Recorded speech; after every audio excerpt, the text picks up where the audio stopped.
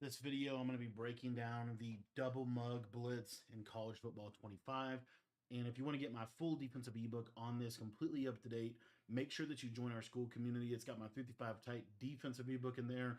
It's also got some other stuff in there. It's got a couple offensive ebooks, some other defenses as well. But I wanted to really quickly just highlight why this defense is so good. And this is really good, very simple defense now. The way that I typically like to run this defense is to use the zone coverage version of it. I think it's the best for adjusting out of. And what you want to do with this is put your hook curls on 5. You don't have to do this, but this is just going to make it so that you don't have to really change a whole lot with your defense. You can leave it on default or put them on 5. If you put them on 5, it just takes away match concepts. If you don't do that, then you have to always have hard flats. So kind of just in general, I'm going to actually put them on 5 just to make it simple for you guys. And let's get into this nickel dog 3 butts. So the reason we come out in this play is because it has these linebackers blitzing, and because these linebackers in slot corner are going to be blitzing, it's going to keep their alignment in a pretty advantageous position for us. So what I want to do to set this defense up is we're just going to slant the defensive line inside to blitz these defensive ends or these outside linebackers. I like to show blitz for the alignment's sake and back off the outside corners. You don't have to back them off, but I do think that is better for college football 25.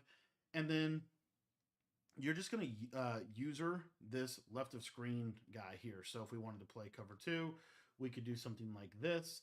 And then this slot corner, we're going to put him in a flat, and then we're going to QB contain. So you see, this is what the play looks like. And at the snap of the ball, what you're going to see here is we're going to get really nice right edge pressure very consistently if they send 5 out. I'll show that to you again, and you'll see that it really isn't that big of a fluke, and it's actually pretty simple to set this blitz up once you kind of get the muscle memory down. So as you can see there, able to get that blitz in, and now we're able to be able to have some type of pressure threat within this defense. Now, the beauty of this is you don't always have to send the blitz. So one of my favorite things to do is when they start blocking a running back, if you'll take a look with me at this send 5, and then we'll talk a little bit about what else you can do. But against a blocked running back, a lot of times you see there that he kind of instantly comes in, and then the linebacker is one-on-one with the running back. Occasionally, that defensive end on the right side of the screen will just come in free. That has happened in game. So just kind of keep that in mind. This is, can potentially come in even against a blocked running back. Against a blocked tight end, typically the send 5 is going to basically be pretty much blocked. But the beauty of this defense is if they do block a running back, one of my favorite strategies to be able to utilize here is I'm still going to be using on this defensive end. But what I want to do now is I'm going to drop the defensive ends on both sides. So as you see, we're just sending 4. We have a little bit more coverage in the middle of the field. If we really wanted to, we could flat both of these guys and then man up the slot corner, kind of get a little bit more adjusty with things. But I'm just basically slanting the line down. If you wanted to have contains, you could contain out of this.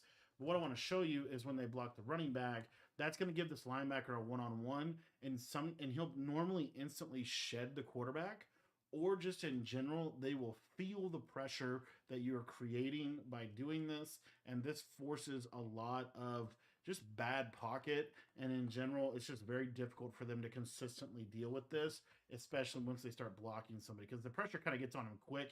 As you see there, we get that nice instant shed, and he's able to get to the quarterback. So these are the 2 main blitzes that I like out of this defense. A third blitz is a send 6, and it is sending the slot corner. This one's not super crazy good, but I have seen this blitz be pretty decent in a game. And the reason why this blitz can work really good is specifically for when they're blocking their tight end.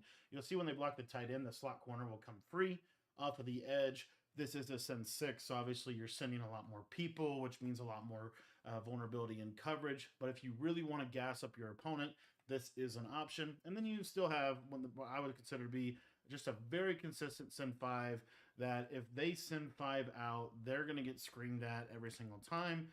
And this is going to make it super easy, in my opinion, for you to play defense, because now you're able to just like force quick throws, and you have the coverage to be able to capitalize on that. One of the more hidden gems of this video, in my opinion, is the send 4 when they block the running back, but it's also backing off these outside cornerbacks out of a show blitz alignment.